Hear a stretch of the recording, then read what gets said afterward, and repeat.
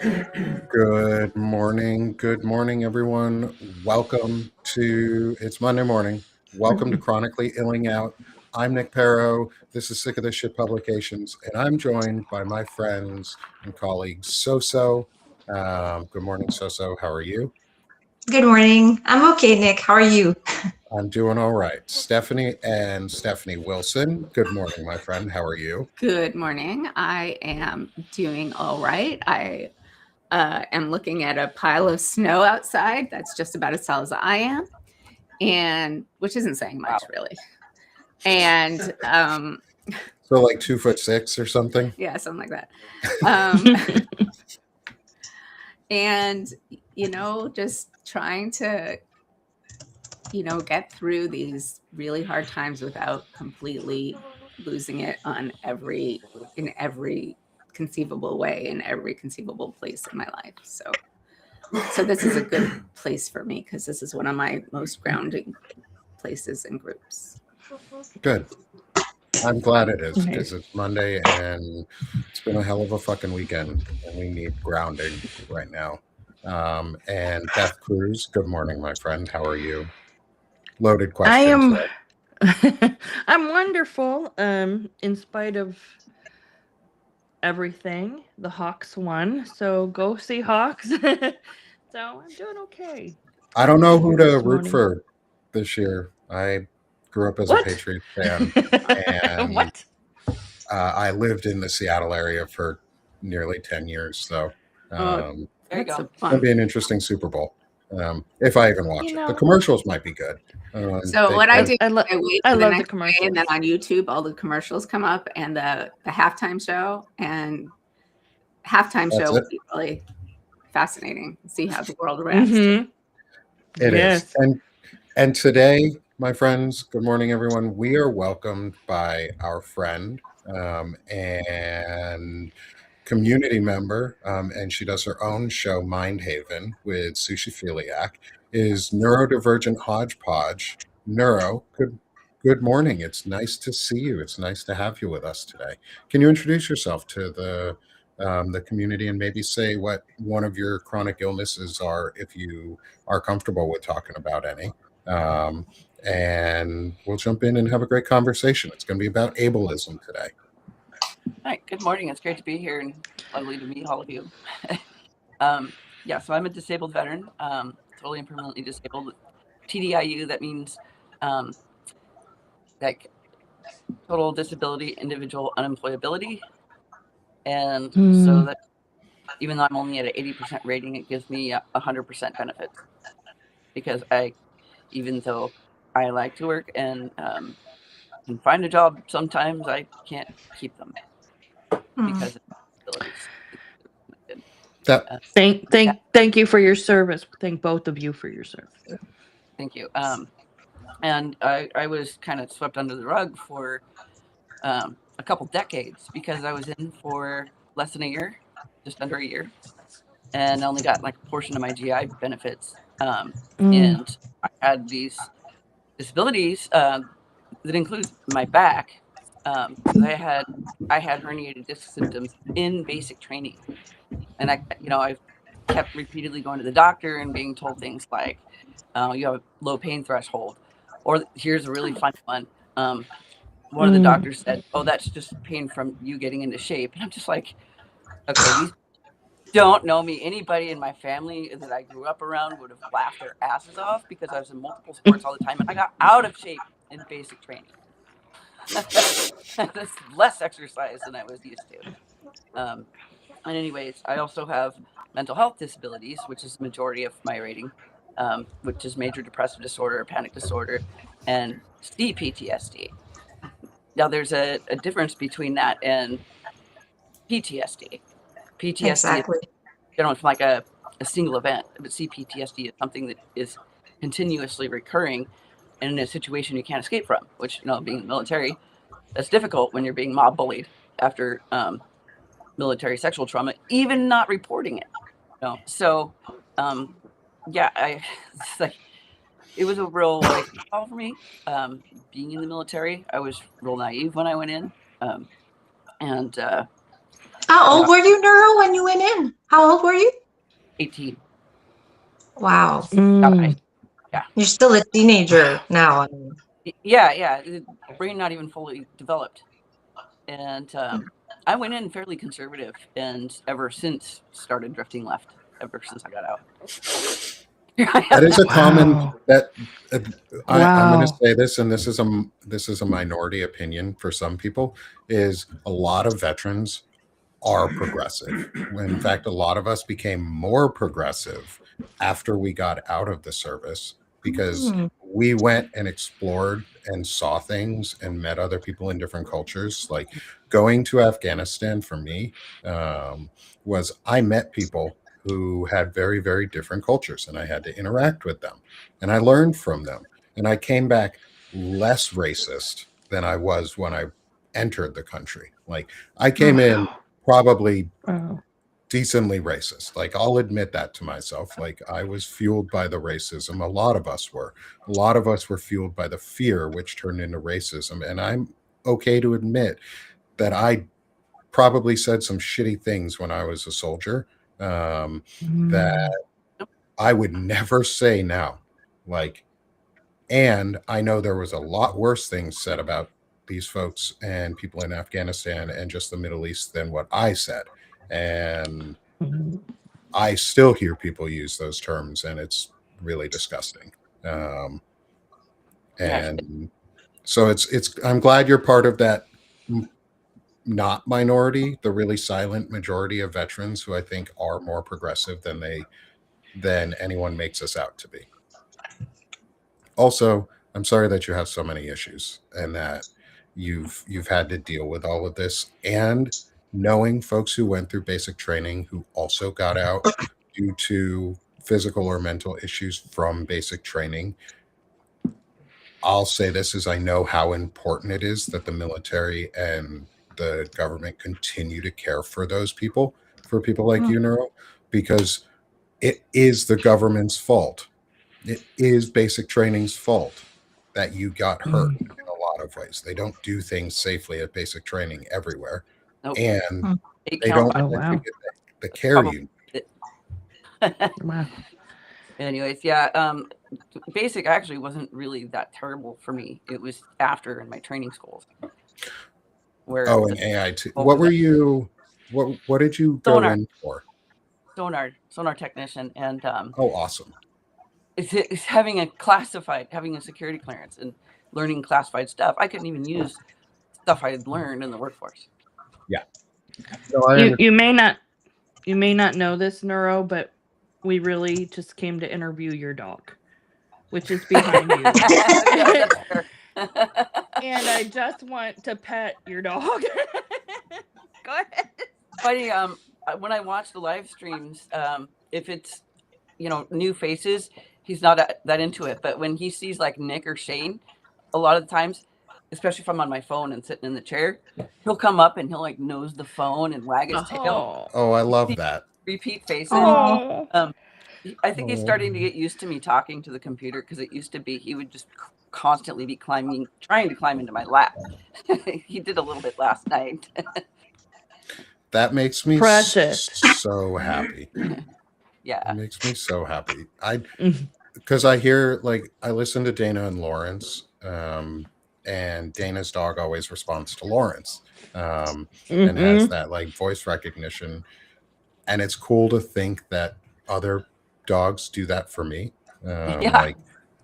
I never thought I'd really be on the radio. Like that was a hobby that was something that I wanted to do growing up.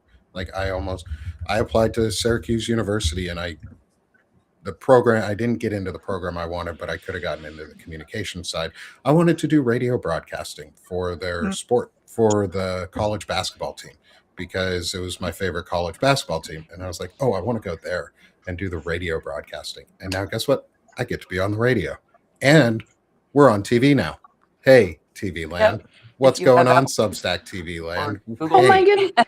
or Oh, Google oh. TV or Oh, Apple wait, TV. wait. You get to watch us on your big screen We're now. gonna do it. Hey, welcome to the world, friends. We are a big Oh, screen jeez. community. This I'm whole jealous. this you guys get heart. it's Oh, Are you not too working close, yet. Beth? You have to like make your thumbs. Yeah. There you go. You have to have the I whole can't- butt shape, It's like it's the the heart whole butt. arthritis. There we go. Unfortunately, I don't have that in my It's got an it back Apple in my thing for like emojis or emoticons, whatever it is. It's fun. And it's You I'm can be a glad you're Jedi embracing. too. Yeah. You can be a Jedi. You can have like lasers. There's a party one. I don't know if this will do it. Yeah. Wow. And there's a My computer might be there balloons was one. Confetti. Yeah. This is That's not a restream thing. This is our Apple. These are MacBooks that do this. So if you have Oh, do you? Oh, Yeah. on your top browser on the top, the little camera will do this. Little tech nerd out for a second. There should be a Fiona, little camera icon on the top of go to your my DM. I see it. click on that, and if you click the microscope next to the word reactions so that it is green, it will turn on reactions for you. Portrait. Oh. So if you click I just know the that little icon, feeling. not the word, because the word actually brings down a drop down, or you can click on the whole thing. But it Do you know it? there you go. All right. Sorry, There we go. so A little bit of tech support Awesome. for everybody. Yeah, Courtney, it wouldn't be a me show without a little bit of tech support of some sort. So Yeah. hopefully everybody gets something out of that. If you have a MacBook and you want to turn on your reactions, that's how you do it, and you can have fun. And it gets like Fine. weird when you try and like count with your fingers if you're very handsy when you talk, because then you get reactions that don't fit what you're saying. I'm Like I'll be jealous. saying I'll be saying something and like counting on my fingers, and it'll celebrate, and I'm like, ooh, that was not a celebration. I'm Yeah, reversed. Why can I not? Oh, Ooh, Not- that reminds no, me of not now. semiotics. So we are here, by the way, for everyone in the audience. Thanks everyone coming on in. Welcome. Good to see you. If you are new here, welcome to Chronically Illing Out on Sick of This Shit Publications. We talk about chronic illness, the area around chronic illness. This is a chronic illness community. We talk about ourselves. We talk about how we care for each other, how we care for ourselves. This is not a psychologist community. I will be very blunt. We are not psychologists. Nobody here is giving mental health advice. We're giving wellness thoughts and mindfulness advice. I'm going to make that really clear just so that we don't have any, because there are a lot of folks who come in and a lot of folks who watch our shows. And I just want everybody to be welcome here. This is a community where I want people welcome. Again, be nice in the chats. I will ban people. I do the blockity block if you do some fuckhead things. So please don't do that. We protect our space well, and we protect our health, because everybody needs a space that is protected for their mental health. And so to the 215 of you who are in with us on Substack right now, to the other person who's watching on either Twitch or YouTube, thank you. Wow. Thank you for being part of our space. Thank you. Like, it is important to have this space for all of us. So with that said, we're going to be talking about linguistic ableism and word choices and how we approach our own illnesses today and how we approach chronic discussions. And so let's frame our discussion on that. And Neuro, you brought it up a little bit last week about linguistic ableism. And I wanted to get your thoughts on it before we go into all of our opinions on what you see linguistic ableism being, and how you see us using our spaces to help break through and break our own ableist mindsets without like feeling bad about ourselves, without demeaning ourselves or hurting ourselves or beating ourselves up for it in the process. Okay. First, I want to have a disclaimer. I'm not a linguist. My master's degree is linguistics informed, but I was a ESL teacher, basically. The name of my degree, the program is a mouthful, but you can look it up later. It's TESOL. Anyway, so my frameworks come from more of having like immigrants and people of color as students. and so it's more anti-racist in my training, but disability is something that I've been, researching and studying into on my own outside of academia. So I just want to make sure that everyone knows that my frameworks on disability is not academic informed necessarily. And I think that's okay. I think one of the things I really like about the space that we built before anybody asks any questions or gets into it is none of us are really academically informed on the topics that we are focusing in right now. We're real world informed, we're lived informed. And I think that adds an important layer that academia sometimes leaves out, and we can approach it from our human side. And so we're better humaning with each other. And I think part of understanding ableism, especially ableism in illness for ourselves based on our own experiences, is just as important as an academic saying, hey, use these words instead of these because they're more important or they're less harmful. But we can go, well, that's not true, or yes, that is true, because there are words that academics see as really ableist, and those in disability communities don't. Like those who are certain things sometimes don't see the same as those who want to try and be too nice about it. Like, okay, I have a story that matches with this too, concerning a student. But when we say things like fall on deaf ears, that's a bit ableist for the deaf community. It kind of implies that deaf people are incapable of understanding things or has something to do with their behavior, and that's not it. When you could just say it's ignored. So I had a hard of hearing student from Vietnam, and he was retirement age. And he walked all the way to my classes, regardless of the weather. And for the first couple weeks I had him, I couldn't understand him. He was speaking to me at like a regular speech rate that we all speak as native speakers. But I didn't realize that he was deleting consonants and consonant clusters because he couldn't hear them. So he was in a lot of ways self-taught because he taught himself stress patterns by reading the dictionary. And after a couple of weeks, I did finally understand him and realized his language level was well above my class. My class was, late beginner at the highest. And he was definitely at least mid-intermediate. And what is going on with this guy? So I took a teaching pronunciation course, and different professors helped me. One was a phonology, one was a speech pathology, another one was also in phonology, and they helped me put together a packet so that I could tutor him on the side, and it worked. Just with the teaching method that we put together, and teaching him linguistics, which is really unconventional. Wow. But teaching him linguistic phonetics, and showing him the diagrams of the mouth and where the sounds are made by the shape of your tongue and everything. And it worked for him. He got to be able to speak intelligibly. He wanted to be able to talk to the grocer at the grocery store. He wanted to be able to, sit at the bar and have conversations with people. And he was eventually able to do that. But yeah, That's amazing. falling on deaf ears, something like that impacts the deaf community. That's an amazing. That story's really amazing. Yeah. It also touches home a little bit to me. We have dealt with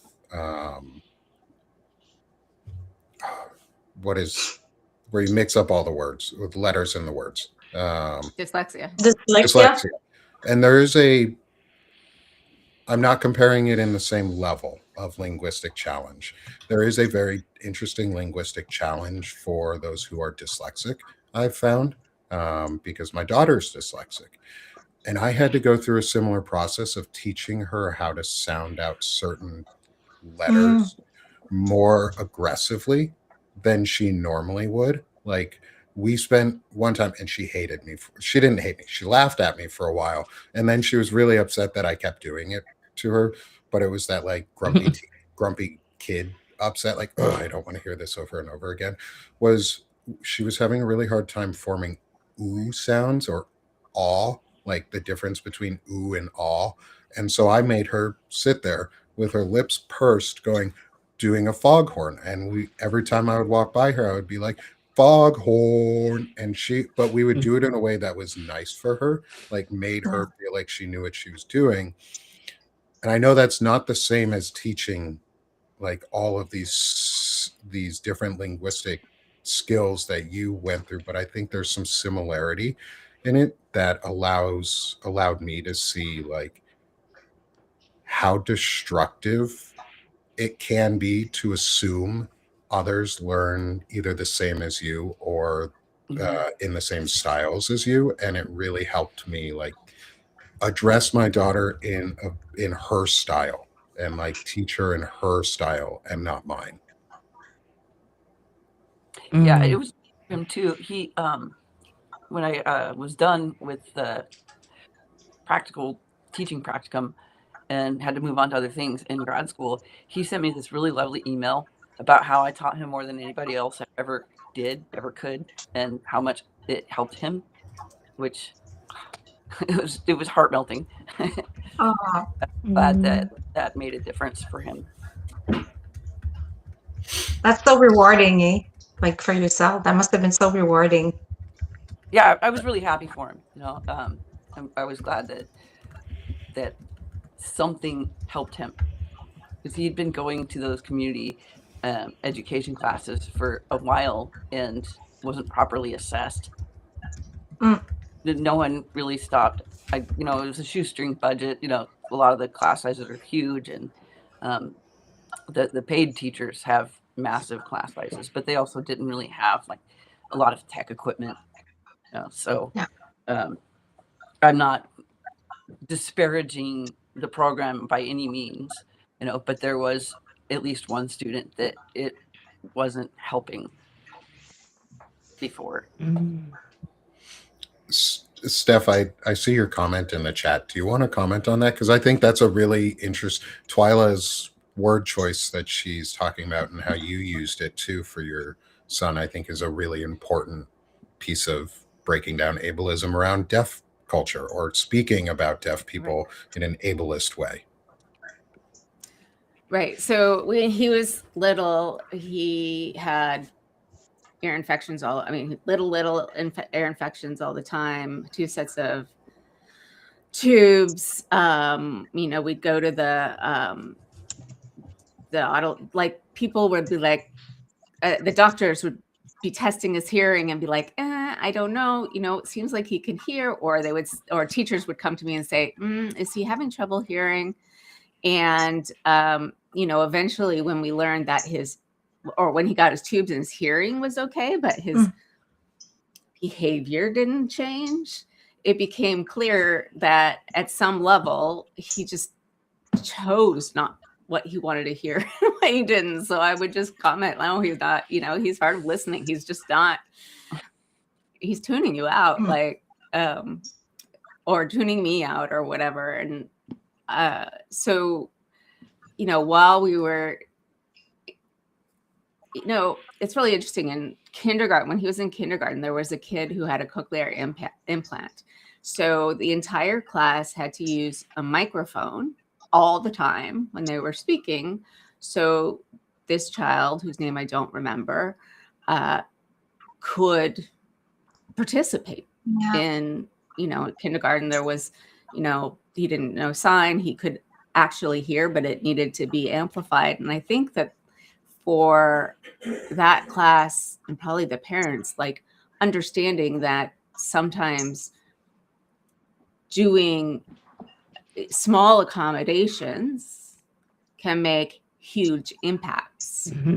The teachers came to me and asked about my son's hearing, and when at points it wasn't great, they'd move him to the front of the room where he would be fine. So like, I'm going to switch this a little bit because I don't quite know what to say about the deaf community. I don't know much about it except for that it's a community and there's culture and deaf is a capital D. And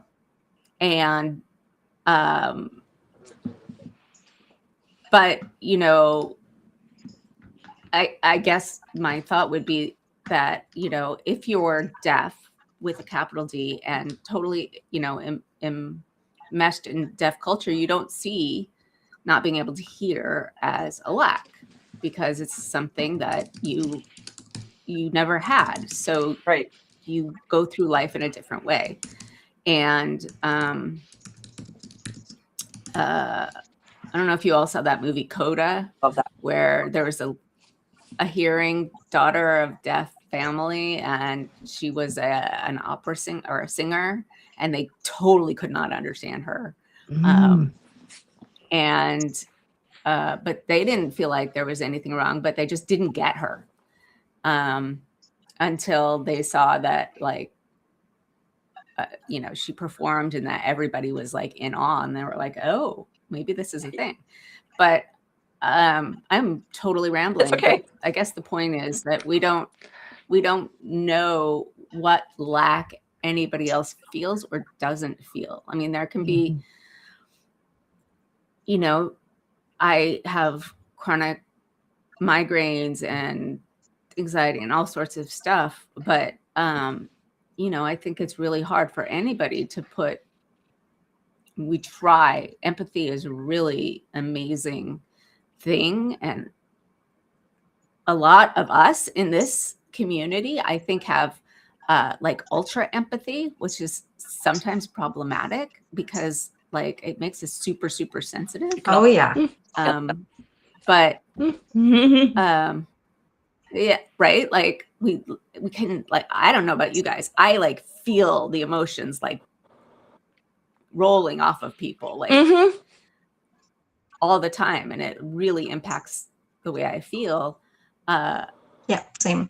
And I don't know that a lot of people out there who don't have similar sensitivities have any idea, like, what they're putting out in the world or what it's like to be that tuned in, or it's hard. You know, what it's like to be anybody else. And I think we have like extreme empathy, which also makes the world a hard, like, the world is a fucking mess right now, but also with the ultra empathy, it makes it even harder. Yeah. I agree. And sometimes we have, you know, we're all different.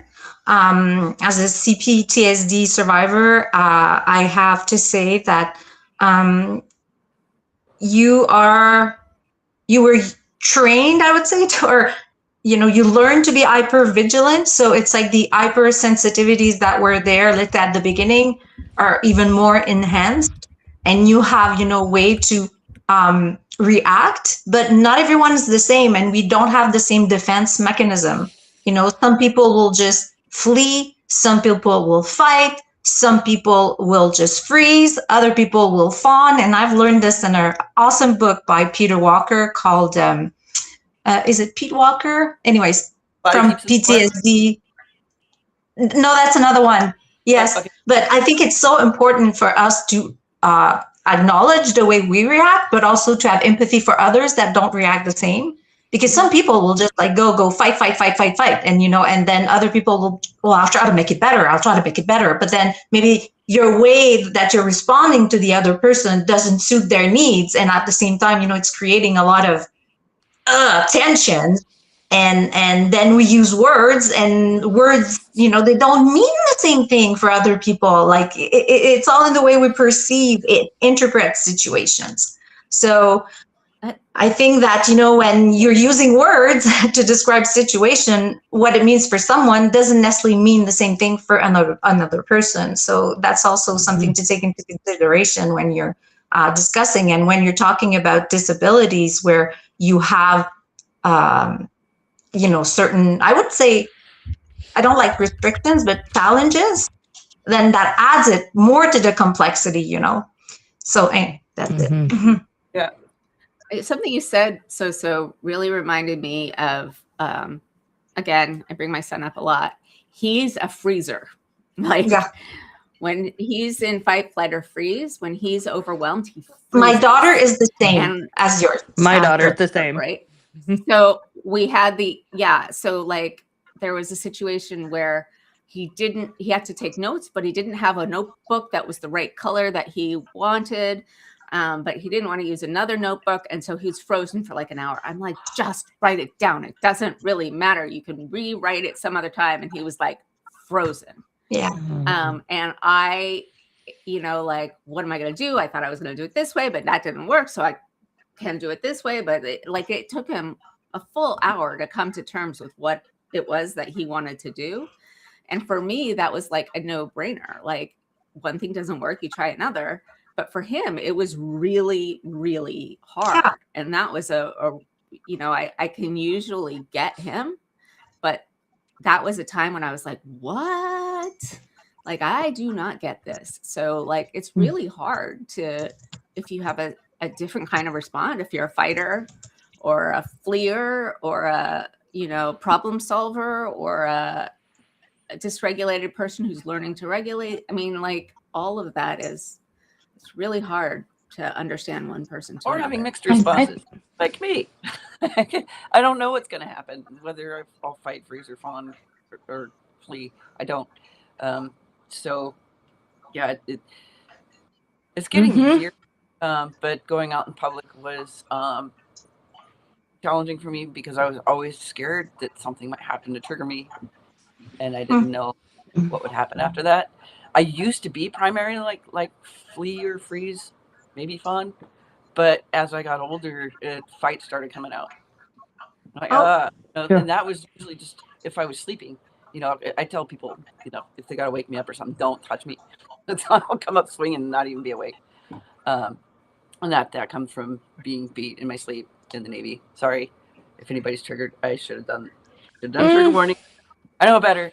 But yeah, we're starting to get into the territory of brain shaming here, and that spans across not just cognitive and intellectual disabilities, psychological disabilities too.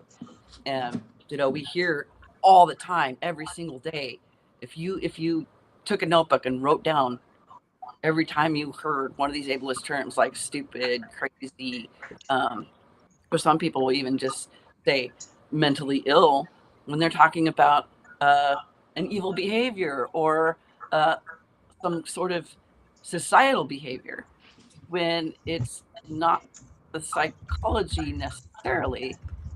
I mean, it does play a role, but we treat it like it's synonymous with evil or incompetent, and it's not. Those things can coexist, but they're not. And it's so destructive, to just think that that's evil, like labeling those labels that it's just things that are so misunderstood. Like, right away, I don't know, but I'm just thinking of schizophrenia, back then, if you look at many, many years ago, and sometimes I think even nowadays in certain places where there's not enough education, and they would look at somebody who was schizophrenic and say like, okay, the devil is taking over his body, and it's like, whereas the person is really suffering because they're suffering from delusions. I mean, they have like unrealistic thoughts, and then they're suffering from hallucinations where they really hear noise or see things, and it must be so difficult to be in that context where even the context is not responding well, because of lack of awareness and knowledge, I would say. Especially since it's so highly stigmatized. Yeah. You look at, I'm going to go into semiotics here, but even stuff that's supposed to be accommodating can be ableist, like the disability sign. Why is it ableist? It shows a wheelchair. It reduces disability to being in a wheelchair and kind of erases all others. And especially when it comes to disorders of the brain, which are mental, neurological, cognitive, intellectual. And disability is the only community that anybody can join at any time, whether they're born into it or it's acquired later. Anybody. And also, even if you have disabilities, you are ableist. I'm going to say that. Like, I am ableist about some things and I try not to be. I'm working on it, and it's going to be a lifetime process, just like being anti-racist. There's a lot of unpacking, and I'll catch myself sometimes, be like, whoa. But I try very, very hard to be mindful of my language, not just because of how it impacts me, but how it impacts other people in the disability community. So, you don't, I don't, I try not to use words like crazy or lame, for example. You know what? Yeah, Neuro, I've gotten I like actually lame is done. go ahead, But Stephanie. crazy, I still use crazy, insane, bonkers, Mhm. bananas. Like I haven't given those up, but lame, it's so much part of our language. I mean, I haven't used lame in a really, really long time, but there's some things that we don't even think about. It's like anti-racism, where we don't necessarily think about, or homophobia, or all sorts of things where we don't necessarily think that what we're saying is impacting somebody, but it is. Go ahead. I was gonna jump in and say, Monica is asking, does anybody else flee, freeze, or fawn, but get wildly triggered by fight? Yes. Yes. I think when I was younger, I was the fighter. I was the protector. I was the one on the playground that people would come get if somebody was picking on somebody. And now I flee. It's at 57, I'm just like, no, I'm out. I can't even. And I just don't know if it's just where we're at with everything every day just being so awful in the news and everything, but I find it's at my age I'm more willing to run, which is strange. I just protecting the peace at all costs now, if that makes any sense. I think that makes a lot of sense. I think one of the things that we as a community of super sensitive people forget to do is turn off the new, like give ourselves the bubble that we need, because if it's coming at us all the time, then like it's really hard to function. Yep. Especially really if you've been that go-to person, if you've been the one that's the caregiver, the take care of people, and burnout's a real thing. It's yeah, Absolutely. I've discovered that it is absolutely real. Yep. Yeah. And you know, it usually. Oh, sorry. Go ahead, Nick.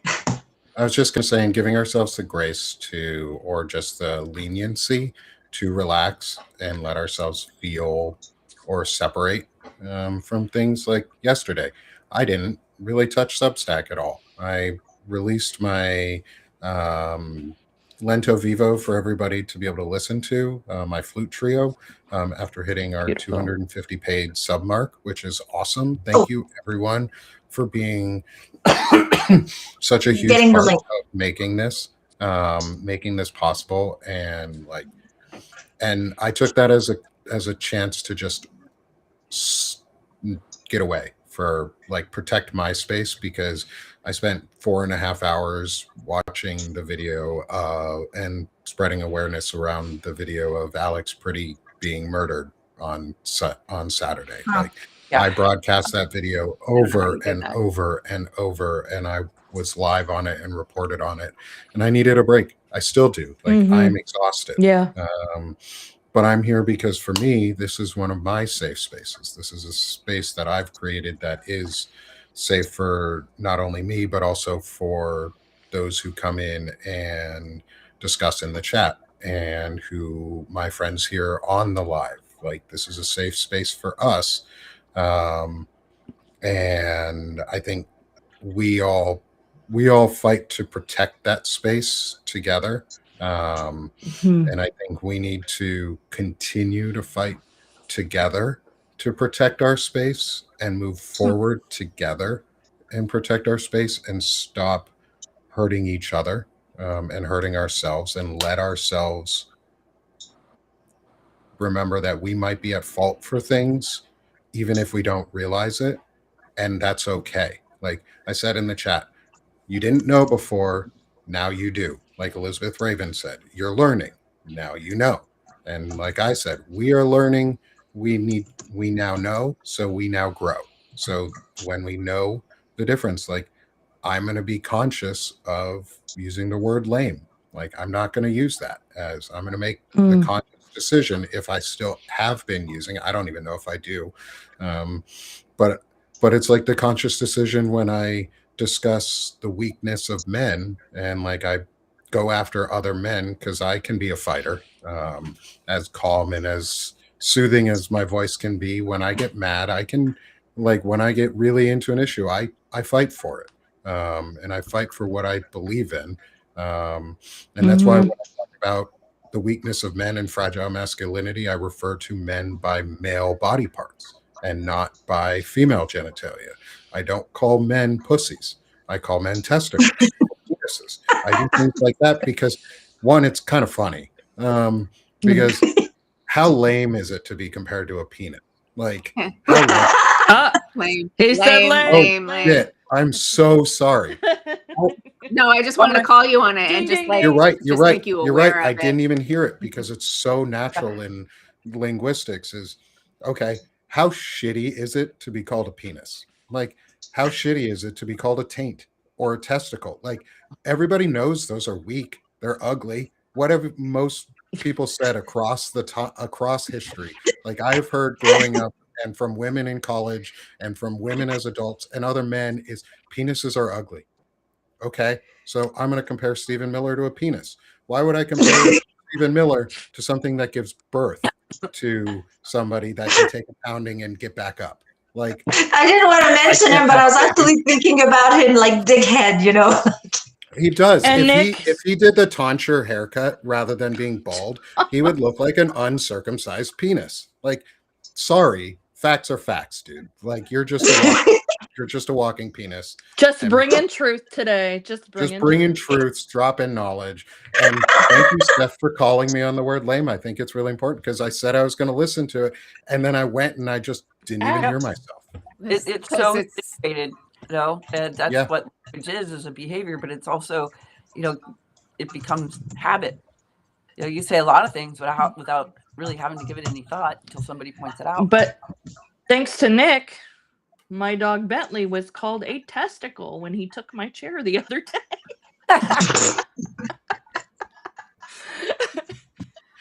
I generally like I Okay. started in this sense, a long time ago, I started, talking about when people have strengths, they have the ovaries to do something, which I'm sorry for people whose ovaries are no longer functional like mine or have been removed. But like, those are fucking strong things. I even mention it like, how some people say, women have balls. No. Okay. But I even Vaginal fortitude versus testicular fortitude is like a real thing. Like, testicular fortitude is you get touched and you fall over because they're weak. Like, every single man knows this. Like, you get kicked in the balls and you were just this puddle of just.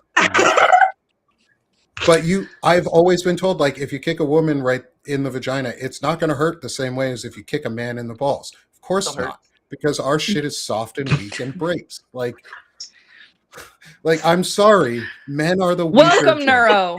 Welcome, Neuro, to our ridiculousness. Welcome. Men are the weaker gender, and that's okay.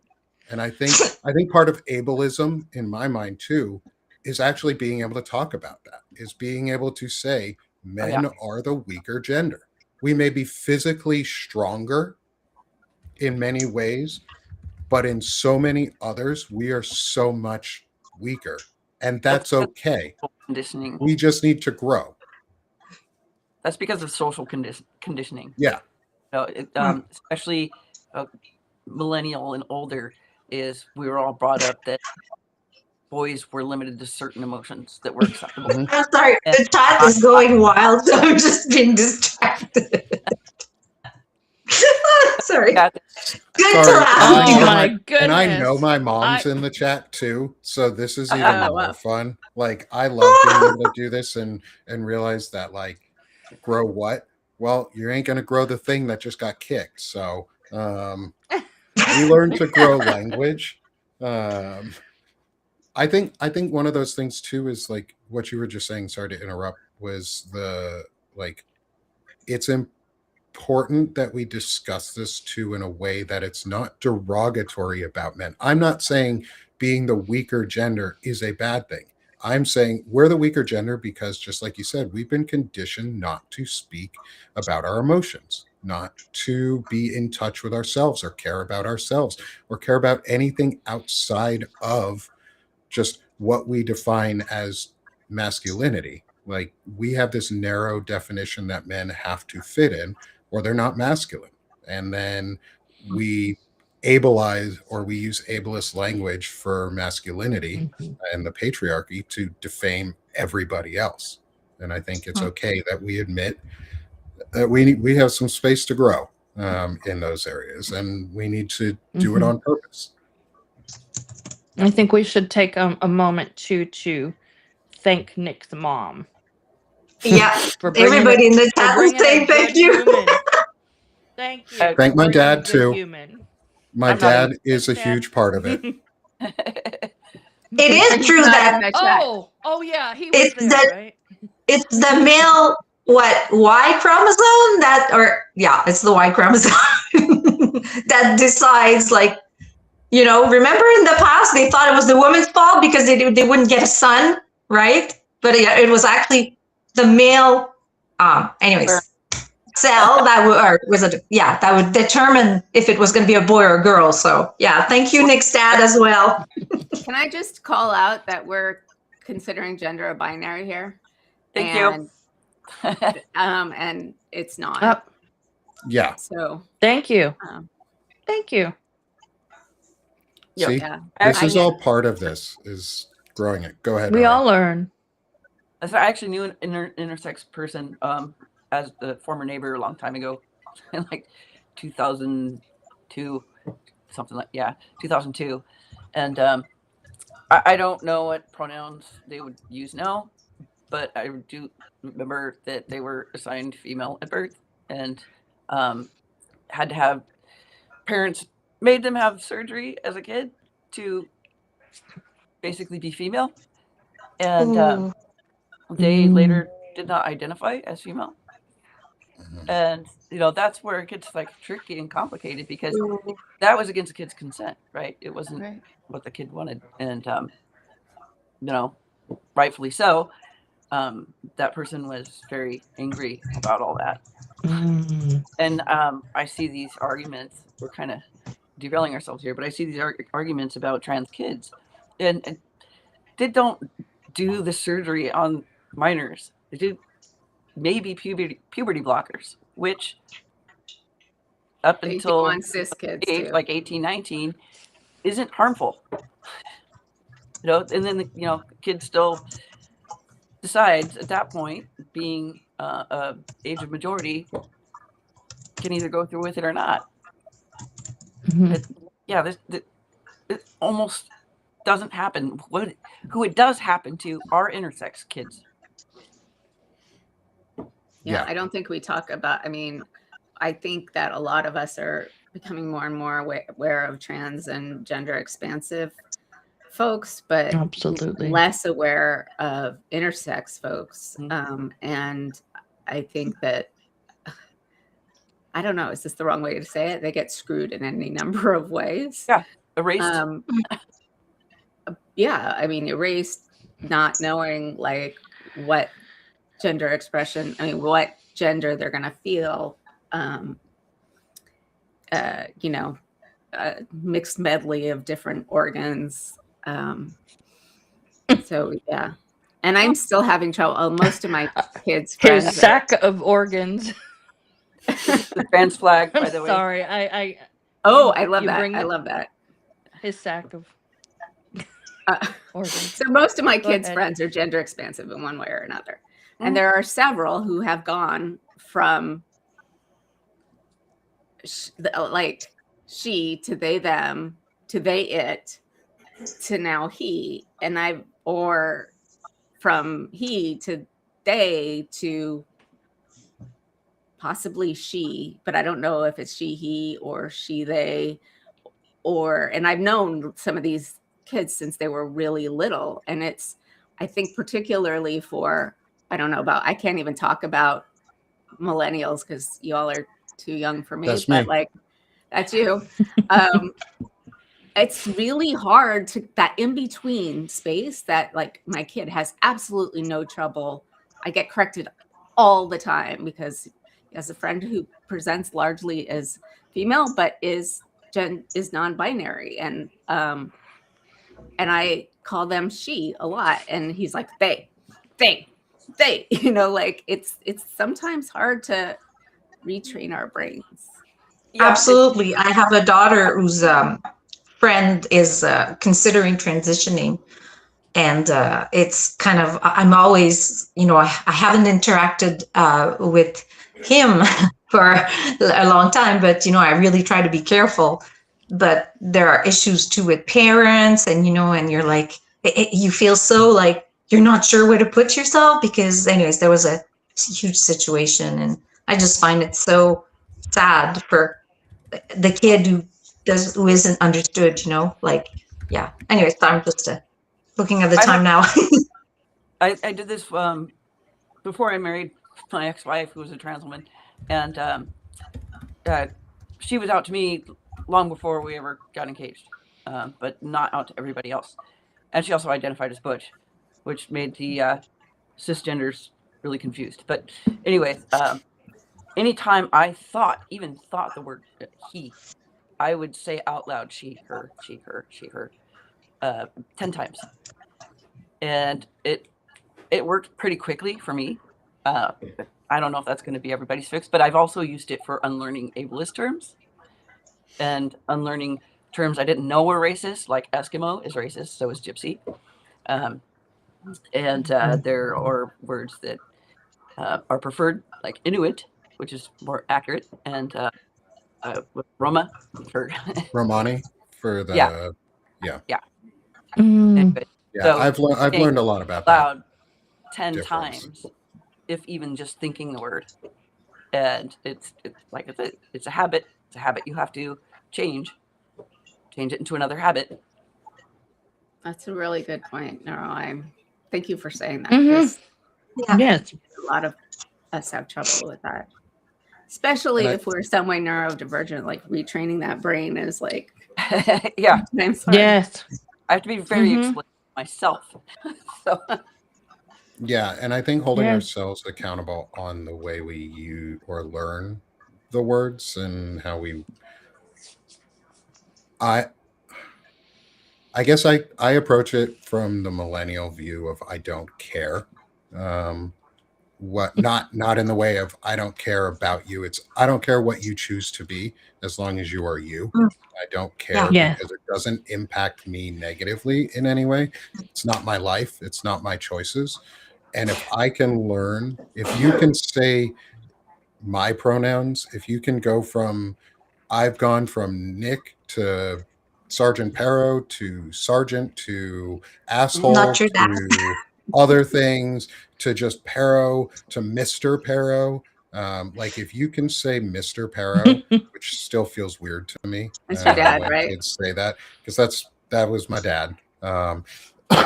Is if kids can learn to say those things, or if I can learn to call somebody Miss or Mrs. or Mr. or change to use the correct like honorary title for them, I think I can use the right pronoun for them. And like I've found that I default to they them for most people until I know otherwise, because it's like that's the general to me it's a general conversation. Like if I don't know who you are, they were going somewhere.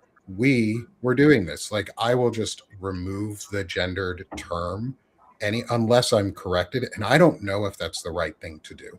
I just to me it feels more natural to just approach it from I don't know who you are, so I'm going to say they them, and you'll probably end up correcting me anyway.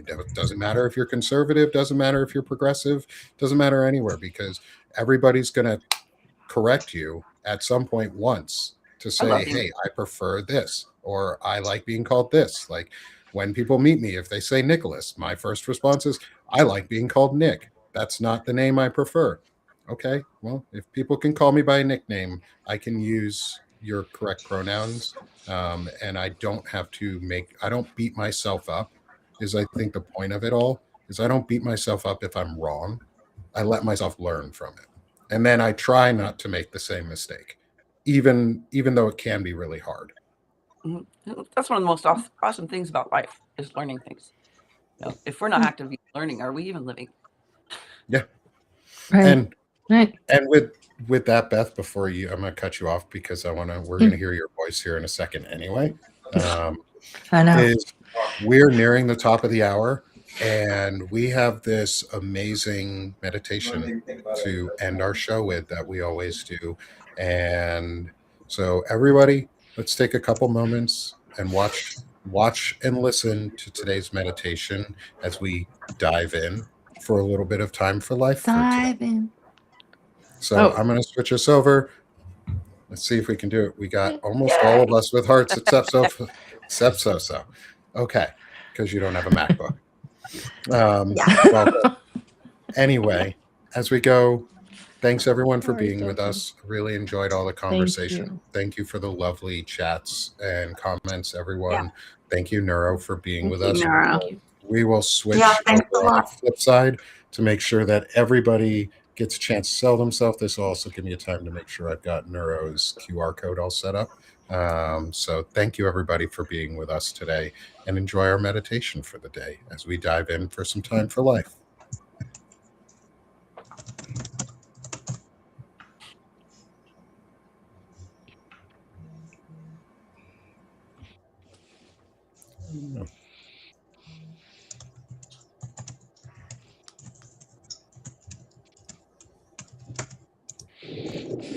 Welcome to our Dive In virtual meditation.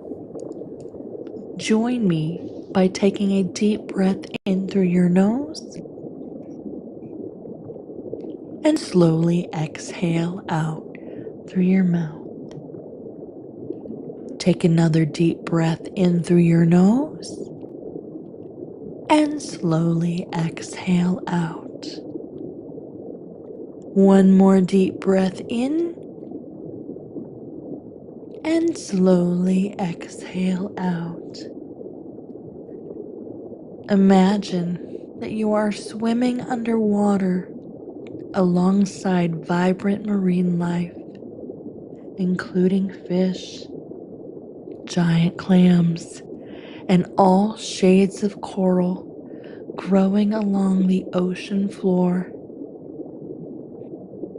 You move through the water effortlessly, your weight supported by the water around you. Relax in the beauty. If you are carrying any stress or tension in your body, allow it to dissolve in the water. Let the gentle current carry it far away from you as each breath causes you to relax further into this ocean journey. Allow the water to bring calm as you move freely and safely in this beautiful and tranquil environment. Your breathing is calm and rhythmic as you slowly make your way through the water. Give yourself permission to relax in this moment, to simply breathe and be. As you move through your day and week, remember that you can always return to this peaceful state at any time you need a moment of calm or stillness. It is so important to remember to take care of you.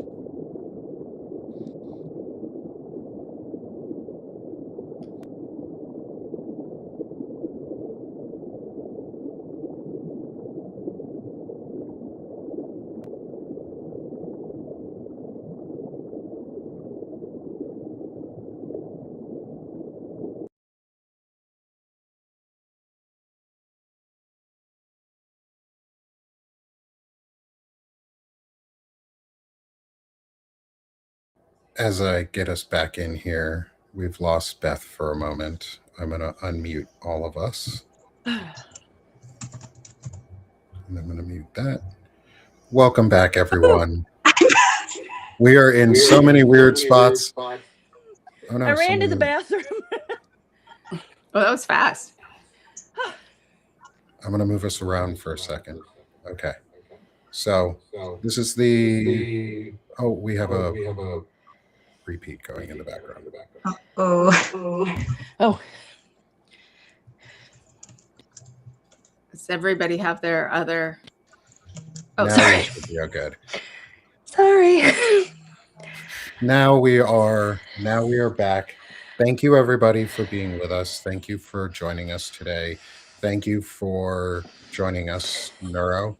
It has been so much fun to have you with us today. I'm so glad you made it, and we're able to have this discussion. It's been really illuminating and has given me a lot to think about in really good ways. So, Thanks for having me anyone on. who's not subscribed to Neurodivergent Hodgepodge yet, please do go ahead and subscribe to her. Either hit the Byron in the top left corner if you're on Substack, or scan that QR code for us. So, Neuro, sell yourself a little bit on where people can find you and what you're doing here on Substack.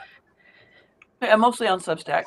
I do also have a handle on Blue Sky and YouTube as well, but I forget to check those. I'm very bad at juggling social media.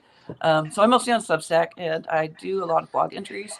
And the reason I call myself a hodgepodge is because I have multiple and rotating interests. So I might be political for a while. I'll throw out some poems here or there. I might write about protest music or some other kind of protest art. I might even throw up a doodle every now and then. I haven't actually drawn in a few months, so kind of itching to do that now. But anyways, yeah, Substack requires you to have like 2 interests listed. I'm like, whatever, just randomly. I hear you on that one. Yeah. My recommendation is to pick something that nobody else picks. Yeah, so if I actually have been gaining more subscribers and losing, I'll lose one here or there because they it's not for them or whatever. Like, okay, that's fine. But I just do what I do. So if people want me to write more poetry instead of political stuff, well, my poetry is political too.